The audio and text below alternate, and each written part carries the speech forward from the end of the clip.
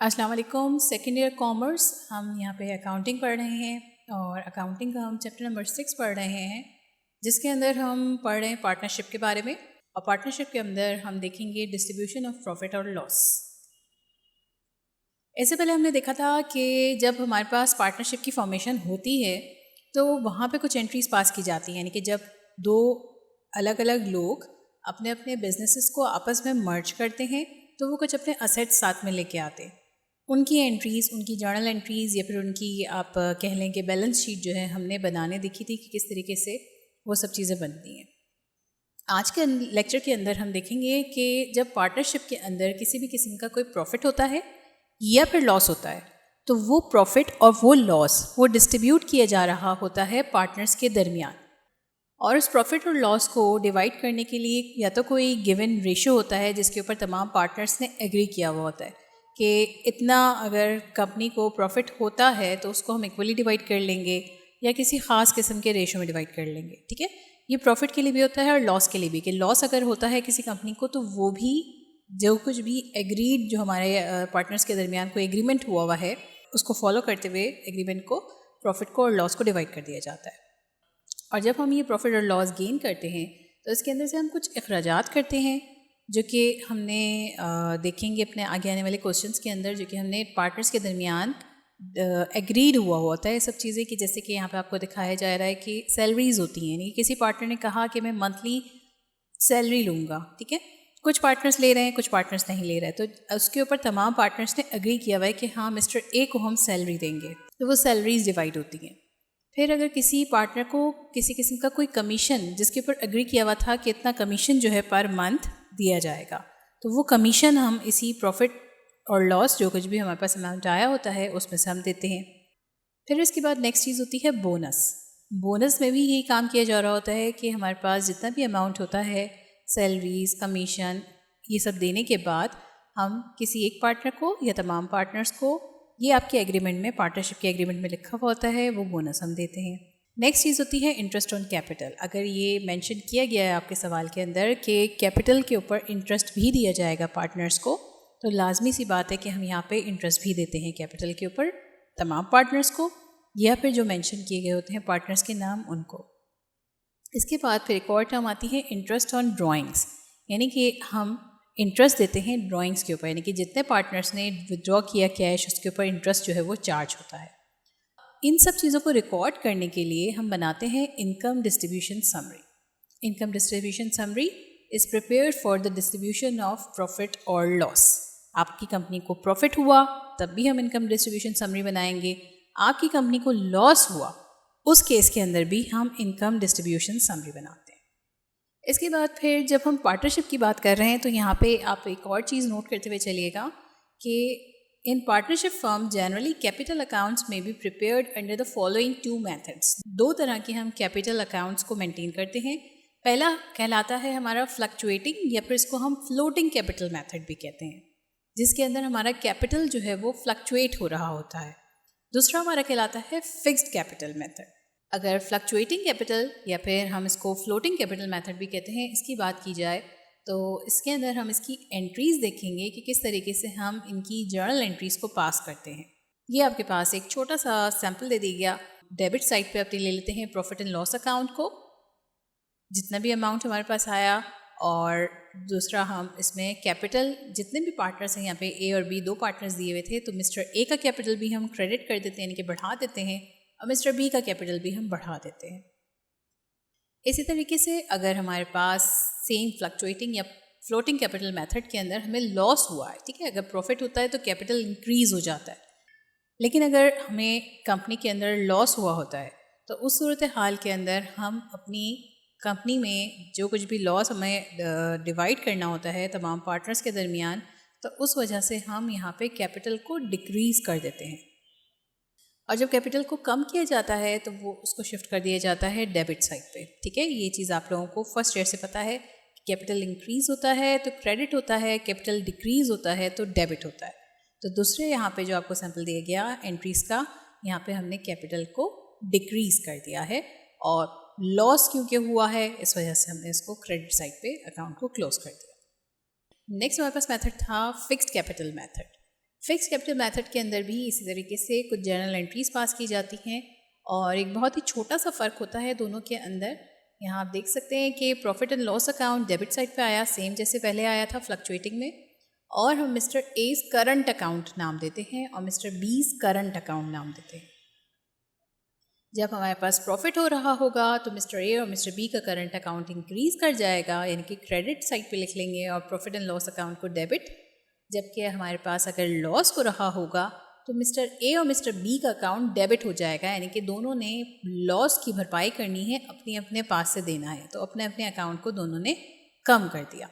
ये हमारे पास fixed capital method के अंदर एंट्रीज पास की जाती हैं, जर्नल एंट्रीज। इस सब के बाद आपको सवाल सही समझ में आ जाए इसके लिए हमने यहाँ पे एक प्रॉब्लम ली है। प्रॉब्लम नंबर 1 है, mister A, mister B and mister C are partners in a business on January 1st, 1999. Their capital balances were rupees 60,000, 50,000 and rupees 40,000 respectively. The partnership deed has the following provision regarding distribution of net income. Each partner will be allowed a monthly salary of rupees 1,000. ठीक है, 3 partners हैं A, B, C और तीनों की capital balances given है, यानी कि mister A ने 60,000 इन्वेस्ट किया, मिस्टर बी ने 50,000 इन्वेस्ट किया, मिस्टर सी ने 40,000 रुपये इन्वेस्ट किया। इसके बाद इनकी इनकम डिस्ट्रीब्यूशन समरी बनाएंगे। Each partner will be allowed a monthly salary of rupees 1,000। Her partner को मंथली सैलरी दी जाएगी 1,000 रुपये। ठीक है, ये मंथली सैलरी दी गई है।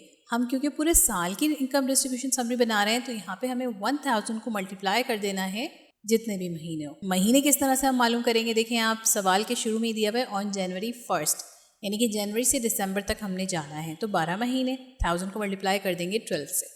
इन केस यहाँ पे अगर फरवरी या मार्च होता तो हम यहाँ पे मंथ्स को कम कर देते। ठीक है, सेकंड इसके अंदर कहा गया mister B and mister C are allowed a commission of rupees 1,500 per month. Mister B को और मिस्टर सी को कमीशन दिया जाएगा 1,500 रुपये एक महीने के। दोबारा से हम इस 1,500 रुपये को मल्टीप्लाई कर देंगे 12 से और जो कुछ भी अमाउंट आएगा वो मिस्टर बी और मिस्टर सी के हिस्से में चला जाएगा कमीशन के नाम से। थर्ड इसके अंदर कहा गया है each partner is to receive profit at 10% on capital balances stands on first day of each accounting year. हर पार्टनर को प्रॉफिट मिलेगा 10%। किस चीज़ का 10%? कैपिटल बैलेंसेस का। आप कैपिटल बैलेंसेस अपनी यहाँ पे सेकंड रो में देख सकते हैं, यहाँ पे दिया हुआ है 60,000, 50,000, 40,000। इन अमाउंट्स का हम separately mister A, mister B, mister C तीनों का हम 10% निकाल लेंगे। ठीक है, और हर अकाउंटिंग के फर्स्ट डे को देना है ये। ठीक है, तो ये हमने रिकॉर्ड कर लेना है इसको भी अपनी इनकम डिस्ट्रीब्यूशन समरी के अंदर। लास्ट इसमें कहा गया है कि द रिमेनिंग प्रॉफिट और net loss if any will be divided equally. ये सब खर्चे करने के बाद, यानी कि सैलरी दे दी, कमीशन दे दिया, इंटरेस्ट दे दिया कैपिटल बैलेंसेस के ऊपर, उसके बाद भी अगर कोई अमाउंट बचता है प्रॉफिट में या फिर लॉस में, दोनों केसेस के अंदर हम इसको डिवाइड कर देंगे इक्वली। ठीक है, यानी कि तीनों पार्टनर्स के दरमियान प्रॉफिट को भी और लॉस को भी इक्वली डिवाइड कर दिया जाएगा। तो ये तमाम तर चीज़ें हमें यहाँ पे बता दी गई कि हमने क्या क्या काम करने हैं। ओके, इसके बाद फिर नेक्स्ट इसके अंदर बताया जा रहा है हमें कि December 31st, 1999 the business operation showed net profit of rupees 99,000।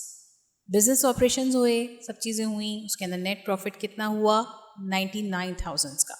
ये अमाउंट हमारी कहलाएगी नेट प्रॉफिट, जिसके अंदर से हमने सैलरीज, कमीशन, हमारा कैपिटल बैलेंसेस के ऊपर इंटरेस्ट, ये सब हमने देना है 99,000 में से। ठीक है, अब इसके बाद इसमें कुछ रिक्वायरमेंट है। क्या कहा जा रहा है रिक्वायरमेंट में कि सबसे पहले आपने बनाना है prepare income distribution summary showing distribution of net income.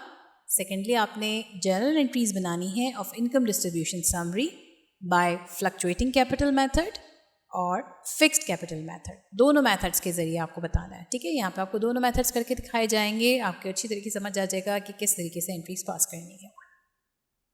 सवाल की तरफ चलते हैं। यहाँ पे सोल्यूशन हमने स्टार्ट किया। सोल्यूशन के अंदर सबसे पहले हम ए पार्ट सॉल्व करेंगे, prepare income distribution summary showing distribution of net income. यहाँ पे मैंने लिया है पैटर्न आपका इनकम डिस्ट्रीब्यूशन समरी का।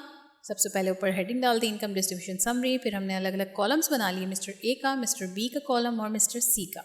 लास्ट में हमने कॉलम बना लिए टोटल का।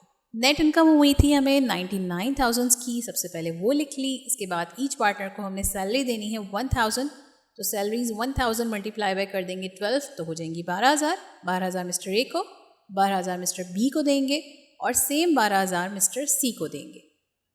नेक्स्ट हमारे पास था कमीशन देना था 1500 पर मंथ। 1500 को हम मल्टीप्लाई कर लेते हैं 12 से तो बन जाएंगे 18,000, और ये कमीशन हमें देना था मिस्टर बी और मिस्टर सी को। 18,000 दोनों को हमने दे दिए।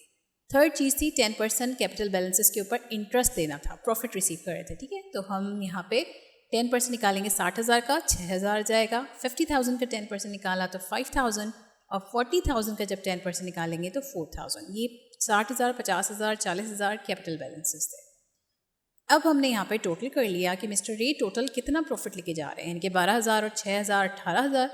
मिस्टर बी 35,000 लेके जा रहे हैं, और मिस्टर सी 34,000 जो है वो लेके जा रहे हैं अपने साथ। यानी कि ये अमाउंट जो है, अब इनको अगर प्लस कर लें हम 18,000 को, 35,000 को और 34,000 को, ये वो अमाउंट है जो ये लोग अपनी सैलरीज, कमीशन और प्रॉफिट की मद में अपने साथ लेके जा रहे हैं। ये टोटल अमाउंट बनता है 87,000 का। इसको मैंने टोटल के कॉलम में इसलिए लिखा क्योंकि मैं इसको 99,000 में से माइनस करूँगी 87,000 को, क्योंकि ये वो अमाउंट है जो कि मैं दे दिया, ठीक है।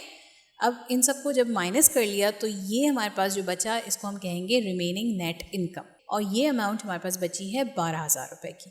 अब कहा गया था लास्ट में कि डिवाइड कर देना है इक्वली, तो equal distribution of remaining net income 12,000 divide by 3 कर दें हम, तो इस तरह से 4,000 मिस्टर ए के पास चले गए, 4,000 मिस्टर बी के पास चले गए, और 4,000 मिस्टर सी के पास चले गए। इन तीनों वैल्यूज़ को अगर प्लस करें तो बनते हैं 12,000, वो मैंने ब्रैकेट्स में लिख दिया है यहाँ पे। 12,000 में से 12,000 माइनस करेंगे तो निल हो जाएगा हमारे पास।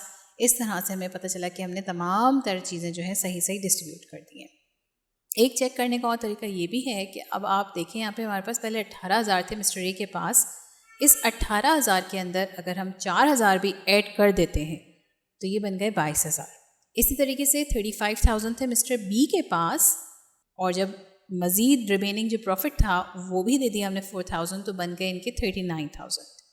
मिस्टर सी के पास 34,000 से सैलरी, कमीशन, प्रॉफिट में ला के, और जब इनको हमने रिमेनिंग नेट इनकम में से भी इनका हिस्सा दे दिया 4,000 रुपीज़, तो बन गए 38,000।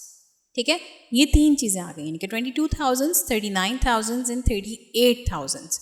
इन तीनों को अगर आप प्लस कर लें तो ये टोटल अमाउंट हमारा बनता है जो कि हमारे पास था 99,000। ठीक है, और यहाँ निल लिखने का मकसद ये है कि 12,000 में से 12,000 रह गए थे ना हमारे पास। 99 में से हमने पहले 87 माइनस किए थे तो 12,000 बचे थे, वो 12,000 भी हमने डिवाइड कर दिए, तो 12,000 में से जब 12,000 चले जाएंगे तो बचेंगे निल। और इस तरह से हमें पता चला कि हमने तमाम जो 99,000 प्रॉफिट हुआ था वो डिवाइड कर दिया तीनों पार्टनर्स। नेक्स्ट काम हमने ये करना है कि हमने फ्लक्चुएटिंग कैपिटल मेथड के ज़रिए जर्नल एंट्रीज पास करनी है, फिर फिक्स्ड कैपिटल मेथड। फ्लक्चुएटिंग की बात अगर की जाए तो यहाँ पे हम profit and loss account, profit हुआ है हमें, प्रॉफिट एंड लॉस अकाउंट हम ले लेंगे डेबिट साइड पे December 31st, और प्रॉफिट हमें हुआ था 99,000 का, तो मैंने यहाँ पे डेबिट साइड पे लिख लिया 99,000। सेकेंड, हमारे पास तीन पार्टनर्स थे, मिस्टर ए, मिस्टर बी और मिस्टर सी। ए का कैपिटल अगर आप देखें तो बना था 22,000 का, वो लिख लिया मैंने। सेकेंड हमारे पास था मिस्टर बी। मिस्टर बी का अगर कैपिटल देखा जाए तो वो हमारे पास बना था 39,000 का, तो 20 कैपिटल करके मैंने लिख लिया क्रेडिट साइड के ऊपर 39,000। फिर नेक्स्ट था मिस्टर सी। मिस्टर सी का कैपिटल हमारे पास बना था 38,000, तो सी इस कैपिटल के नाम से करके मैंने क्रेडिट साइड पे लिख लेना है 38,000। ये हमने एंट्रीज पास कर दी अपनी फ्लक्चुएटिंग कैपिटल मेथड। अब अगर बात की जाए जनरल फिक्स्ड कैपिटल मेथड की, तो फिक्स्ड कैपिटल मेथड में भी सेम इसी तरीके से होगा। हम डेट, पर्टिकुलर कॉलम और डेबिट क्रेडिट का कॉलम बनाएंगे। 1999 ईयर है हमारा, December 31st को हम ये सारी क्लोजिंग कर रहे हैं। प्रॉफिट हुआ था हमें, इसलिए हम इसको डेबिट साइड पे लिख रहे हैं प्रॉफिट एंड लॉस अकाउंट को, क्योंकि हम ये तमाम अमाउंट डाल रहे हैं सबके कैपिटल्स के अंदर डाल रहे हैं, निकाल नहीं रहे। जब निकालते हैं तो प्रॉफिट एंड लॉस अकाउंट चला जाता है क्रेडिट साइड पे और कैपिटल बैलेंसेस कम हो जाते हैं। ठीक है, लॉस नहीं हुआ है, यहाँ पे प्रॉफिट हुआ है। तो ए का करंट अकाउंट हो जाएगा 22,000, सेम जैसे भी पहले किया। बी का करंट अकाउंट हमारा हो जाएगा 39,000 का, जैसे अभी हमने पहले किया था। और इसी तरीके से सी का करंट अकाउंट भी हमारा हो जाएगा 38,000 का। और फिर हम इसमें लास्ट में इसको मेंशन कर देंगे to record the distribution of profit. तो ये थे हमारा फ्लक्चुएटिंग कैपिटल मेथड के ज़रिए जनरल एंट्रीज और फिक्स्ड कैपिटल मेथड के ज़रिए जनरल एंट्रीज। उम्मीद है आपको अच्छी तरीके से समझ आया होगा कि किस तरीके से हम डिस्ट्रीब्यूट करते हैं अपने प्रॉफिट को और लॉस को। अगर इसकी जगह 99,000 माइनस में भी होता ना तो हम सेम यही काम करते, हम चीज़ों को माइनस करते चले जाते, ठीक है। और प्रॉफिट हुआ है हमें तो हमने प्रॉफिट की डिस्ट्रीब्यूशन कर दी है। फिर उसके बाद हमने फ्लक्चुएटिंग कैपिटल मेथड के ज़रिए जर्नल एंट्रीज पास कर दी और फिर हमने फिक्स्ड कैपिटल मेथड के ज़रिए अपनी जर्नल एंट्रीज पास कर दी। ये था हमारा आज का लेक्चर। उम्मीद है आपको अच्छी तरीके से समझ आया होगा, और अगर इसके अंदर किसी भी किस्म का कोई भी कन्फ्यूजन है तो आपने हमसे फेसबुक, इंस्टाग्राम या इस दिए गए ईमेल एड्रेस पे कांटेक्ट करना है। बाकी आप अपने तमाम सवालात हमसे कमेंट सेक्शन में भी पूछ सकते हैं। और अगर ये वीडियो पसंद आई है तो इस वीडियो को लाइक ज़रूर कीजिएगा, ज़्यादा से ज़्यादा शेयर ज़रूर कीजिएगा, हमारे चैनल को सब्सक्राइब ज़रूर कीजिएगा। अल्लाह हाफ़िज़।